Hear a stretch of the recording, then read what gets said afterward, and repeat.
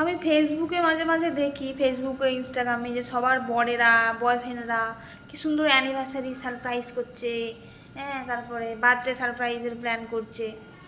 আমার বর এসব কোনোদিন করেনি। বিয়ের পরে বলে বলছি না, বিয়ের আগে আমাদের 10 বছর 9 বছর রিলেশন ছিল।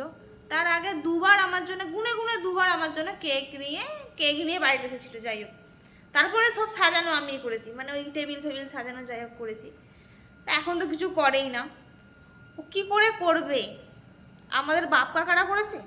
আমাদের বাপিকে বললে, আর বাপি যখন এরকম ফোনে দেখে ফেসবুকে কিছু একটা দেখে হচ্ছে, বলবে ঢং ঢং করছে। এসব দেখানোর কি দরকার? কেউ ফটো দেখলে বলবে দুজনে একসঙ্গে ফটো দিয়েছে, ঢং করছে। শুধু বাপ কাকাকে দোষ দিয়ে লাভ নেই, আমার কাকারাও তো কিছু করে না। যাই হোক, ওদের দোষ দিয়ে লাভ নেই। আমার ভাইয়েরা আছে, যে আমার ভাই যে নিজের আমার থেকে ছোট, 4-5 বছরের ছোট, তাই সেও বলে বলে ঢং করছে। আমি যদি কিছু একটা বলি, জানিস এটা এটা করেছে, জানিস তো জামাবো এটা করেছে, ঢং করছে, তুই বেশি এই করিস ওই করিস। ওদের সব কিছুগুলো ঢং মনে হয়। ওরা তো করবে না, ওই জন্য করবে না বলে ওটাকে ঢং বলে চালিয়ে দেয়।